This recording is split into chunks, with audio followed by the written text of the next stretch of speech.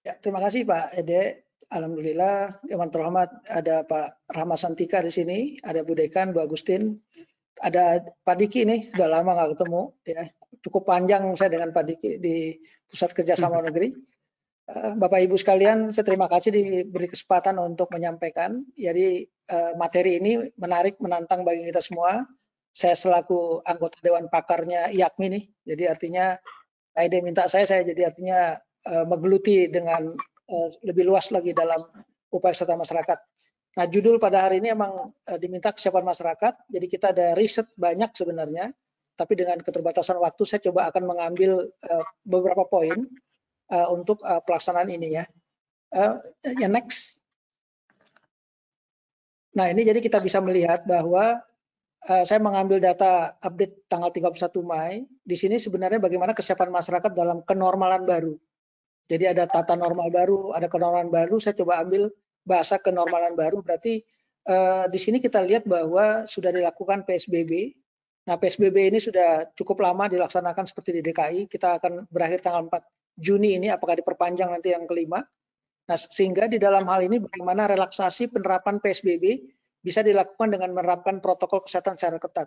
Yang menarik di sini adalah, Bapak Ibu sekalian, kata-kata protokol kesehatan. Ini jarang bicara protokol kesehatan. Jadi artinya kita mencegah untuk bagaimana berbahasa dalam protokol kesehatan. Nah, di Pusat Litbang Upaya Kesehatan Masyarakat Bali Bangkes, saya coba melihat dari keseluruhan ini berbicara mengenai protokol kesehatan ini. Next. Lanjut. Nah, ini kita lihat dari keputusan Menteri Kesehatan, ada peraturan pemerintah nomor 21 2020, sehingga Menteri Kesehatan itu memberikan PSBB kepada DKI. DKI juga memberikan kepada masyarakatnya. Nah, dua hal ini yang kita lihat adalah perilaku hidup bersih dan sehat, PHBS, menggunakan masker di luar rumah. Nah, di sini emang kita coba yang ringan, karena banyak sekali regulasi-regulasi yang dikeluarkan, sehingga masyarakat jadi bingung sebenarnya. Tapi masyarakat akhirnya dengan ini memahami secara utuh. Next.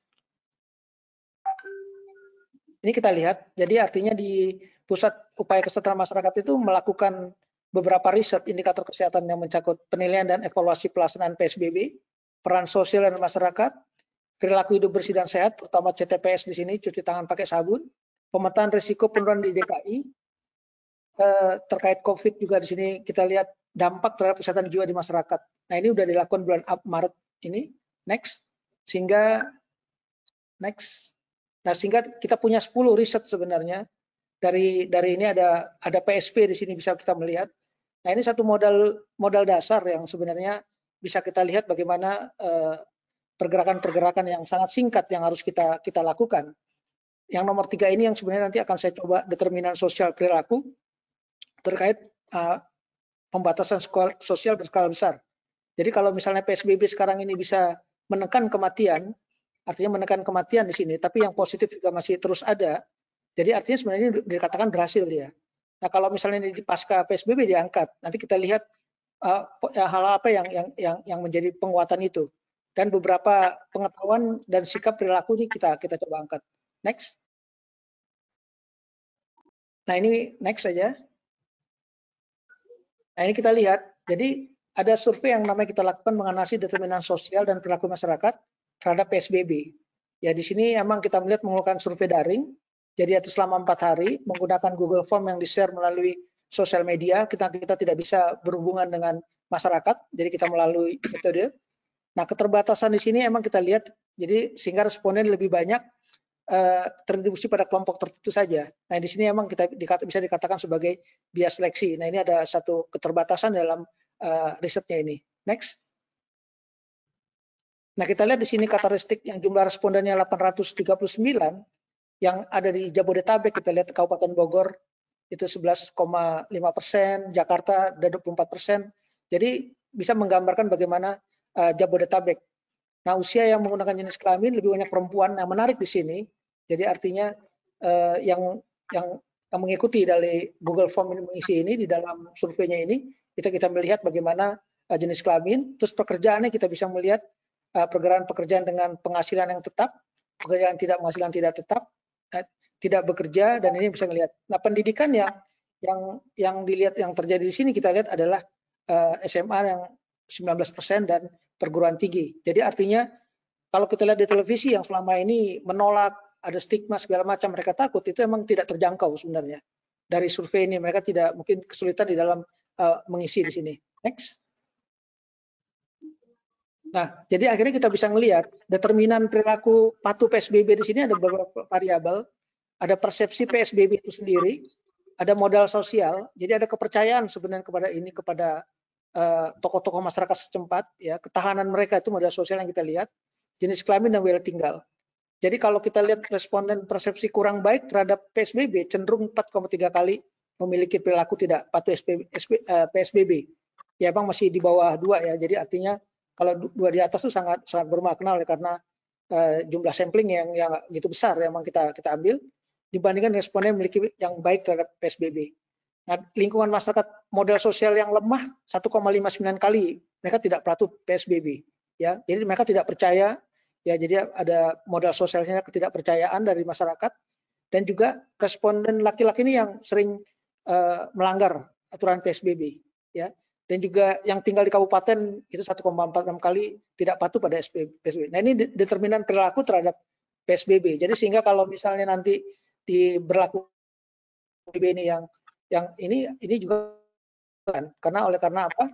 Karena kita mengetahui bahwa edukasi mana yang menjadi satu kekuatan daripada faktor determinan perilaku patuh dari PSBB ini.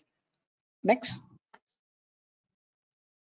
Kita lihat, jadi saya coba ambil tokoh masyarakat yang berperan. Jadi artinya sebenarnya emang kita lihat di peraturan pemerintah itu ada PSBB, emang harusnya ada PSBK sebenarnya, kecil sebenarnya. Oleh karena apa? Dengan COVID-19 ini peranan dari RT RW itu sangat besar. Kita lihat di sini RT RW itu 84,1%, ya. Jadi artinya dari ulama itu juga besar di sini 49%, dari camat. Jadi artinya di level kabupaten ke bawah itu emang akan terlihat. Jadi bagaimana dengan kualitatif kita coba informasi ke mereka, mereka tuh memahami. Jadi bagaimana waktu program kesehatan sebelum itu sangat sulit untuk di-push bagaimana mereka untuk bisa mengikuti program-program kesehatan. Nah, ini satu titik poin sebenarnya kalau PSBB nanti direlaksasi, emang harus mulai ada formula, apalagi di tempatnya Yakmi nih Pak Ede, jadi fungsinya emang kita bisa masuk ke ininya. Kita lihat jenis peran Toma juga di sini. Emang akhirnya bisa, dulu kita lihat emang UKBM ya, artinya di posyandu segala macam kan semua berhenti itu aktivitas. Jadi memberikan informasi, menegur masyarakat yang berkerumun, mengumpulkan donasi, kemudian masyarakat, karantina lingkungan, disinfektan lingkungan. Nah, ini sangat luar biasa jadinya. Jadi saya coba mengangkat, kalau seandainya nanti tanggal 4 Juni DKI mengangkat oleh udah RU dan RT-nya rendah, artinya bisa peran ini lebih berkuat ya. Jadi mungkin para semua multi stakeholder bisa melihat. Ini dari yang kita angkat dari poinnya. Next. Nah, jadi temuan daripada riset yang kami lakukan, jadi artinya memang menggunakan sosial media merupakan sumber informasi utama sekarang nih. Karena kita ada physical distancing, ada social distancing, ini sangat penting sekali. Jadi memahami penerapan PSBB di wilayah dan sebagian besar wilayah tempat tinggal, ini sudah lakukan disinfeksi lingkungan, ya. Tapi yang saya merahkan di sini adalah ada stigma sosial. Nah, ini kita lihat karena apa? Tingkat pendidikan yang sebenarnya mereka rasa takut, ya. Mereka akan ininya itu kita lihat di beberapa. Nah, ini juga melakukan lihat bagaimana pendidikan dan kondisi di daerah perkotaan. Bikin kesimpulan. Ya. Nah, kepatuhan terhadap PSBB oleh peran aktif tokoh masyarakat di tingkat RT dan RW. Nah, ini yang kita dapat dari temuan hasil utama dalam yang kita lakukan ya. Next. Nah, kalau kita lihat pengetahuan, ya tingkat pengetahuan masyarakat tentang COVID sudah memadai, tapi belum dibandingkan perilaku pencegahan penularan. Jadi artinya memang harus ada upaya-upaya melalui sosial media juga, bagaimana perilaku pencegahan. Kita tahu bahwa dengan masker itu sudah sangat guna, sangat tinggi dari hasil riset kita, dan juga mereka bisa melihat. Kejadian ada juga yang stres sini karena berhubungan dengan daya tahan tubuh, karena virus ini kan berhubungan dengan daya tahan tubuh, sehingga bisa kena PDP atau OTG atau positif di sini karena ada kecemas berlebihan 6,8% dan depresi 8,5%. Nah, ini yang harus kita jaga oleh karena faktornya. Yang paling mengkhawatirkan adalah masalah ekonomi keuangan. Ya, jadi emang buka warung, pasar segala macam itu yang sebenarnya bagaimana pengaturan dari nanti diberlakukannya PSBB ini. Sebagian besar jarang makan buah dan sayur. Kita tahu bahwa ini waktu sebelum pandemi COVID aja emang buah itu cuma sekian persen ya, apalagi protein apalagi dari fortifikasi vitamin ini kok sangat kurang. Nah ini kita dikhawatirkan memang berdampak kepada masalah-masalah gizi yang kepada kelompok umur yang rentan seperti ibu hamil, balita. Ini emang kami sisipi dari riset ini bagaimana konsumsinya. Next. Nah ini studi kepatuhan ya. Next. Nah kita lihat bahwa tingkat pengetahuan dan perilaku masyarakat. Jadi artinya tetap dengan media yang sangat besar. Jadi bagaimana kita coba melihat informasi jaga jarak. Bagaimana patuhnya di sini. Nah kita coba menyorotnya yang tidak patuh. Berarti ada yang besar menyatakan bahwa kadang-kadang jarang dan tidak pernah melakukan jaga jarak. Ya di sini ada 1.906 responden. Dari responden ini ada 19.000 seluruh Indonesia, 70% perempuan, 30%. Jadi ada 2 riset yang di Litbang, yang di tempat pusat upaya kesehatan masyarakat sama di pusat humaniora dan kebijakan itu bisa melihat di sini jadinya. Jadi ini juga didukung gitu. Jadi emang kami sedang membuat meta analisis di Litbang ini dari mana semua faktor yang mempengaruhi dari ininya. Jadi kalau kita lihat dari sumber informasi jaga jarak, ini sudah satu modalitas yang bagus dengan sosial media. Frekuensi responden melaksanakan jaga jarak ini yang kadang-kadang ini yang kita dan jarang dan tidak pernah dibandingkan dengan sering yang 31 yang selalu 54. Berarti yang selalu 54 ini sudah bisa menjaga jarak. Ya, nah ini kalau tidak diperketat protokol kesehatannya emang harus dijaga benar-benar. Kalau nggak nanti pecah lagi gitu. Ketemu sama orang ya udah kita lihat. Next. Nah ini pentingnya jaga jarak kita bisa melihat ya. Jadi responden menjawab sangat tidak penting dan tidak penting sebagian besar tuh pendidikan S1 SMA, kelompok umur 17 sampai 35 tahun. Dan ada juga yang sehat, ada yang positif, ada yang PDP dan ODP. Nah, ini yang bagaimana keyakinan responden terhadap jaga jarak. Bagaimana efektif jaga jarak dalam menekan penyebaran COVID di sini? Apakah sangat efektif? Yang kita lihat efektif di sini, tapi tidak masih angka 57%, ya. Nah, jadi ini emang kita lihat dari responden dari penggabungan dari 2 riset yang determinan sosial PSBB itu dengan tingkat kepatuhan mereka. Jadi emang udah satu titik ketemu sebenarnya bagaimana hubungan daripada penekan penyebaran COVID di sini. Jadi artinya emang harus terus-menerus dilakukan oleh semua stakeholder sehingga bisa penggambaran ini. Next.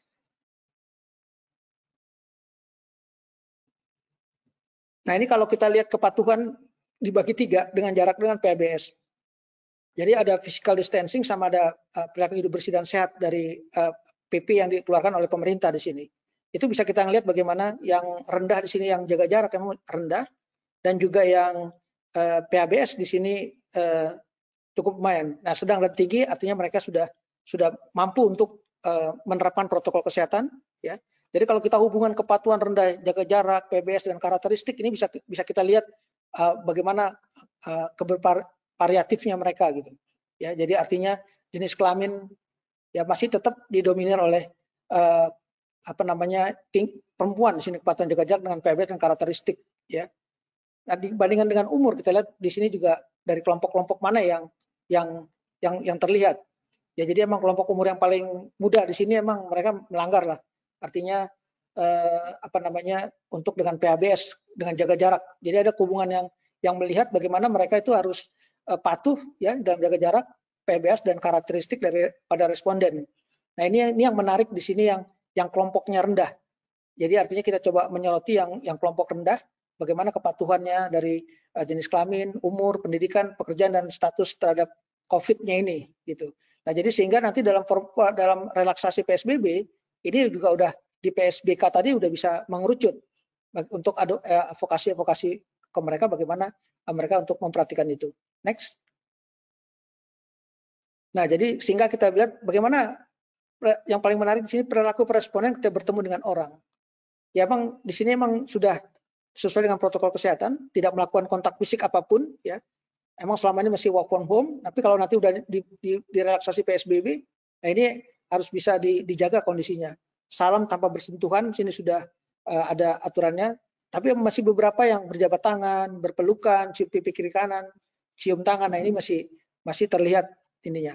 Jadi bagaimana perilaku responden terhadap ketika bertemu dengan orang. Jadi artinya ini yang harus dijaga di dalam ketaatan untuk melaksanakan daripada PSBB nanti. Kalau tidak, ya akan the second wave nanti mungkin. Pak Dodi, waktunya tolong. Ya, sedikit lagi Pak Ede. Ya, next. Next. Ya, nah ini. Ya, jadi beberapa upaya lakukan kesiapan menuju ke ruangan baru masih belum mempunyai yang optimal tentang penularan pengobatan COVID di sini. Ya, jadi artinya memang harus terus-menerus diinformasikan. Nah, mungkin dari kesadaran masyarakat di sini, dengan kata lain, masyarakat lebih terbuka membantu sesuai dengan tokoh masyarakat tadi. Nah, jadi yang kami mengusulkan memang hasil riset terlihat bahwa kuatnya peranan Toma di sini dalam pengendalian COVID. Nah, ini yang perlu adanya PSBK, pembatasan kecil yang di levelnya. Artinya itulah penurunan yang kita lakukan. Tapi di peraturan regulasinya nggak ada PSBK di sini. Ya, jadi mungkin bisa ada ini. Next.